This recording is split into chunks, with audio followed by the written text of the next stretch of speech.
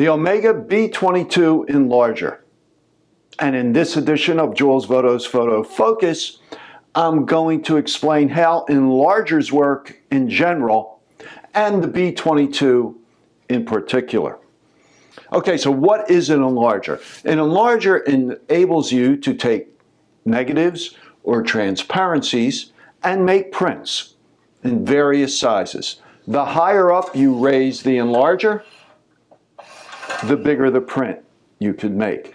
Kind of works like a slide projector. Slide projector, you put your slides in, it projects onto the wall, so it has a light source, just like the enlarger. It has a place to place the slide, in this case, a negative or slide. It has some means of focusing, so this has a bellows, and a lens. So very similar to the way a slide projector works, except a slide projector is horizontal, projects onto the wall, whereas an enlarger is vertical. It projects onto a piece of paper, to an easel that's holding a piece of paper, and that's how you make your prints. Now this is a condenser enlarger. It has two condensers here to focus the light to the lens, and then it projects onto the paper. When making prints, it is done under safe light, either a red or an amber safe light, depending on the type of paper you are using. And so it's dim, but it gives you enough light once your eyes adjust to see what you are doing. Let me just go through the parts of the enlarger. We have the lamp house. Okay, this holds a bulb. Okay, you can see that bulb in there. All right, let's just take this off and put it down. Here we have our housing for the condensers. Now I'm not going to take those condensers out, but this is a filter drawer, and I'll explain that in a minute. But the condensers are in here. Again, they focus the light. So let's put this back in, and I'll explain this in a minute. Let's put the lamp house back on. Now there also are diffusion enlargers. They don't use condensers. Okay, we also need some way to hold our negative, and we have negative carriers for that. There is also a mounted slide carrier for this enlarger. So we're just going to pull back on this handle. That raises the lamp house and condenser housing, and here we have our negative carrier. And this one is for 2 1/4 square negatives. And this one here is for 35 millimeter negatives. Below that, you see we have our bellows, and there's a knob on the right side of the enlarger, okay, where you could focus. Okay, so here is the focus knob. All right, I decided just to move my camera filming this so you could see that. All right, and you see how the bellows moves up and down. And then back here, you just loosen this. Hope you can see this well. Just loosen it, and you could raise the enlarger up and down. It has a spring-loaded system here that it's a counterbalance, so it makes it very easy to go down or go up. Now this is a 75 millimeter lens, which is the recommended lens for 2 1/4 square negatives. You could also use an 80 millimeter lens. The 75 will give you a little bit bigger magnification.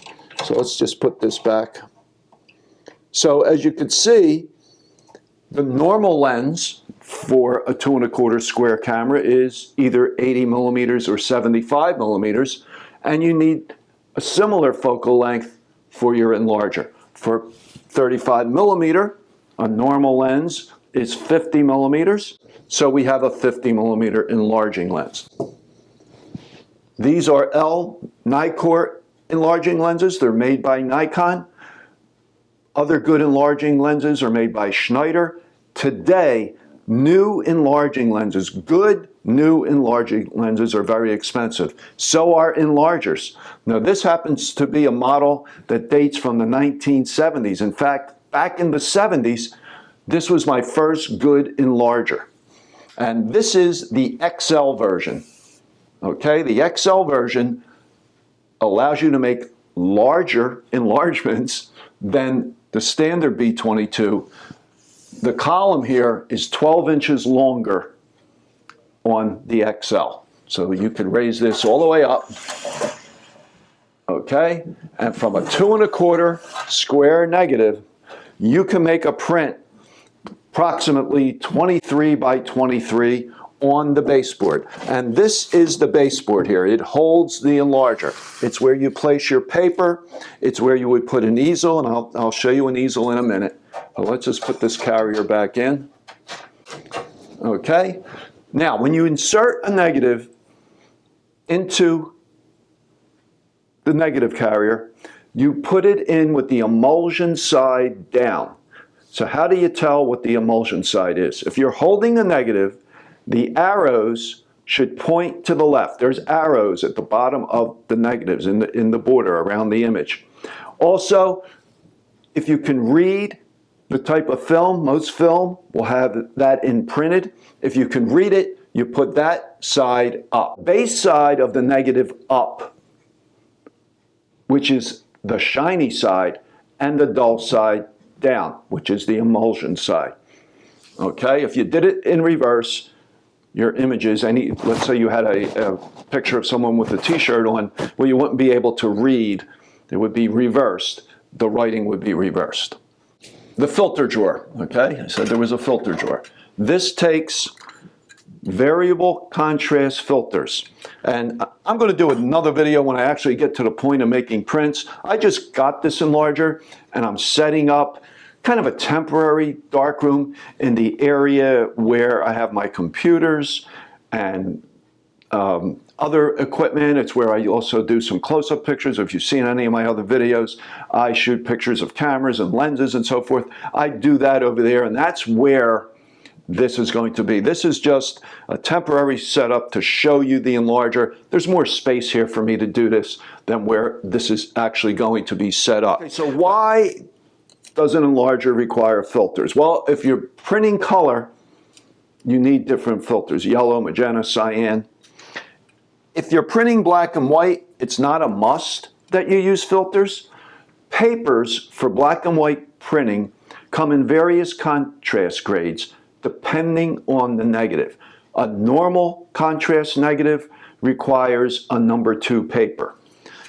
And that's the way it was for the longest time, and I'm not sure when, but eventually they came out with variable contrast papers. And you control that contrast with various filters. Now, this is a set of Ilford multi-grade filters. It goes from double zero, which is the lowest contrast, all the way up to number 5, which is the highest contrast. So rather than having to stock various contrast grades of paper, you only need one. You need the multi-grade paper or Kodak poly contrast paper. I'm not sure if poly contrast is still made, but you need a set of filters. So if you have a very contrasty negative, you're going to use a lower contrast grade, let's say number 1. If you have a low contrast negative, you're going to use a higher grade, number 3 or number 4. If you have a normal contrast negative, you will use number 2. So these filters are cut to fit the filter drawer, and you just slide them in. So an Enlarger is pretty simple. Now, if you were actually making prints, you would have a safe light. You would not have all these room lights on.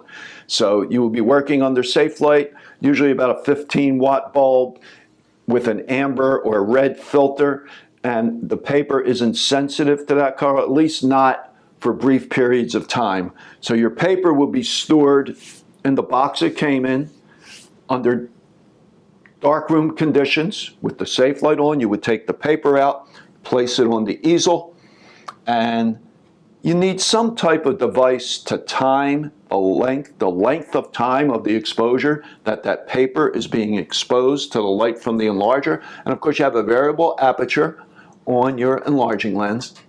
And what you will do is, especially when you're first starting out, you'll make some test prints. Okay, you'll take a sheet of paper, put it on your baseboard. Now, what you're going to have is you're going to have an easel to hold the paper, because if you just place the sheet of paper on the baseboard, it's going to curl up. So you have an easel. This is what's known as a 4-blade easel. It's adjustable on all 4 sides. They're very expensive now. I mean, hundreds of dollars for a 4-blade easel. You don't need a 4-blade easel. There are borderless easels that enable you to make borderless prints.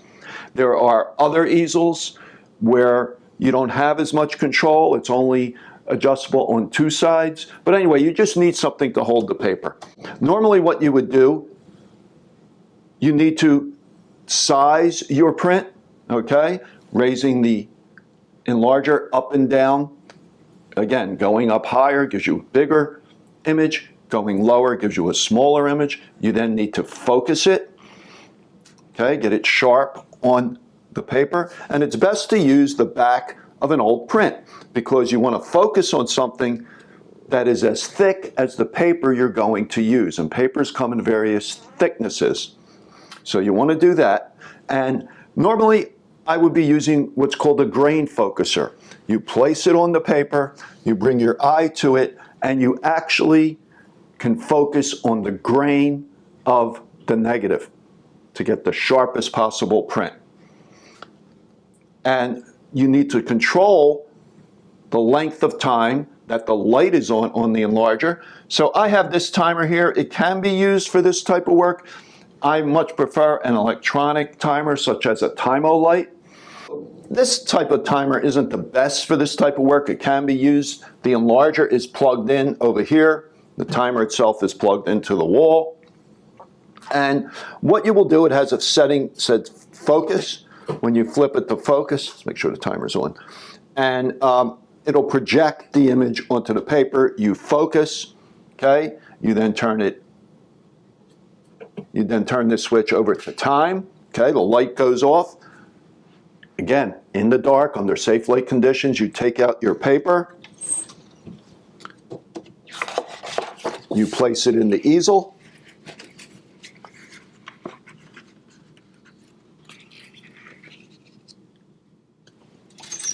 Close the easel and set your timer.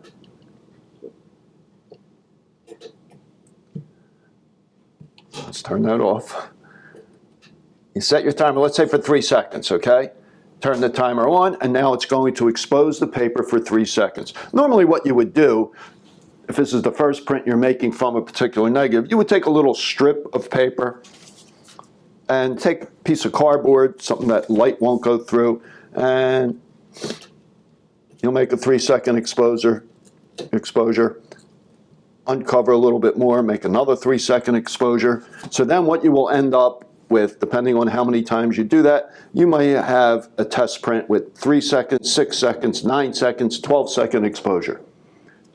You develop that, you look at it, and you determine which one is best. You may need to go between, let's say, 3 and 6 seconds.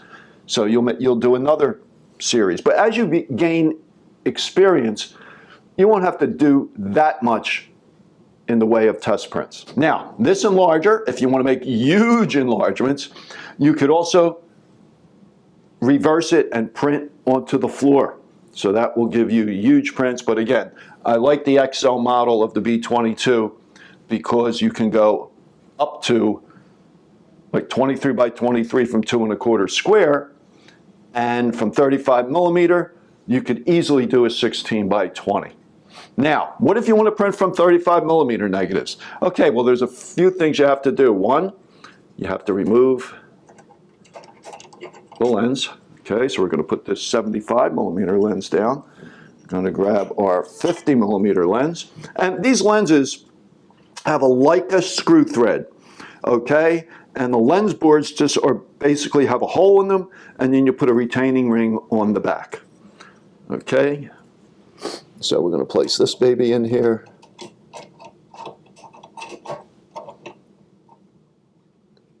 Okay, and tighten these 2 little thumb screws down. All right, so now we have our 50 millimeter lens. Now, with the B-22, when using a lens for 35 millimeter, a 50 millimeter lens, we have to take off the lamp house, take out the filter drawer, and add a supplementary condenser. An additional condenser helps to concentrate that light for a 50mm lens. We just drop that in. We put our filter drawer back in. You can see it only takes a few seconds. And then we put our lamp house back on. These bulbs are still available. They're easy to find for the Enlarger. We already have our lens on. Now we just need our 35mm negative carrier. And we will place our negative in here, slide it in, push it all the way to the back, and then drop down our lamp house. And now we're ready to print from 35mm. So you can see it's a pretty versatile machine here. This Enlarger will only take negatives up to 2¼ inches square. There are others that will go to 2¼ by 2 3/4. There's 4x5 Enlargers if you need to print from larger negatives, but those, of course, are much more expensive. New Enlargers today cost a fortune. Omega doesn't make Enlargers anymore, but there's a ton of them on the used market, from this one all the way up to ones that do 4x5, and I'm not sure if they have them that go any larger, but this was fine for me. It's fine for most people. If you have a 6x7 camera, a camera that takes 2¼ by 2 3/4, a great Enlarger for that would be the Bessler 23C. They are still sold new, but I believe they're several $1,000s. You just have to look on the used market. I got this on the used market.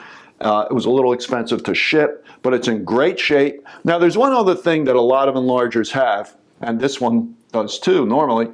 It's a little filter that fits here under the lens. So what's the purpose of that? Well, it's a red filter, and it just slides back and forth. So you could turn the Enlarger on and slide that red filter over to expose the paper. When the red filter is in place, it's not going to expose the paper. You're not going to fog the paper.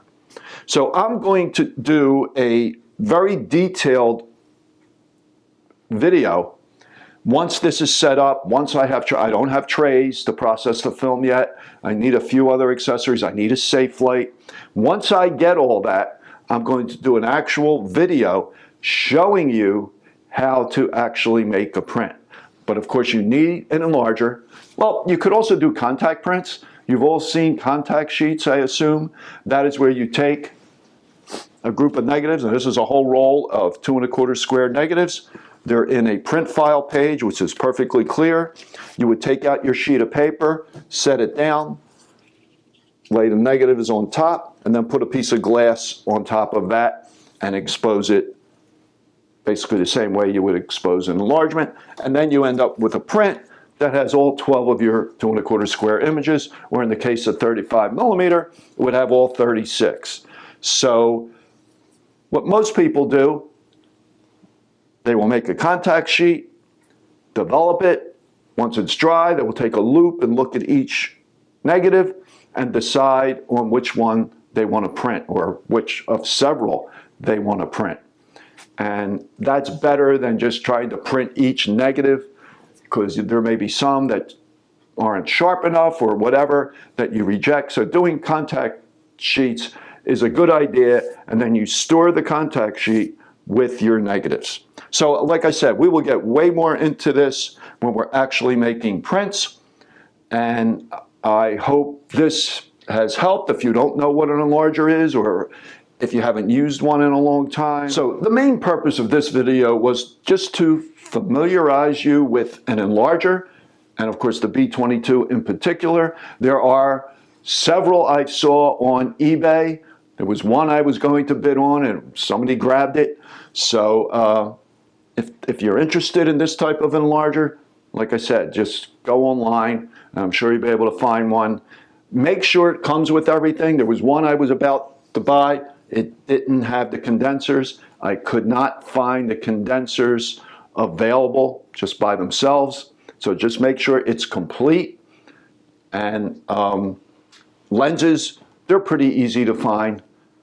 Enlarging lenses, like I said, Nikon's, Schneider makes great enlarging lenses. Rodenstock, those companies make great enlarging lenses. So in my future video, I will go through everything you need to make prints. I previously did 2 videos, one on film processing, the equipment, and then the other on film processing, the actual process itself. So in the future, we will do one on actually making black and white prints. So if you have any questions or comments on this video, please leave them in the comments below. If you enjoyed this video, please give it a thumbs up and subscribe to my channel. And I always try to respond to your questions and comments. If it's a comment that requires an extensive answer, just email me. My email is in the description below, and I usually publish a new video every Monday morning and Wednesday morning at 11 a.m. Eastern Time. So thanks for watching, and I will talk to you soon.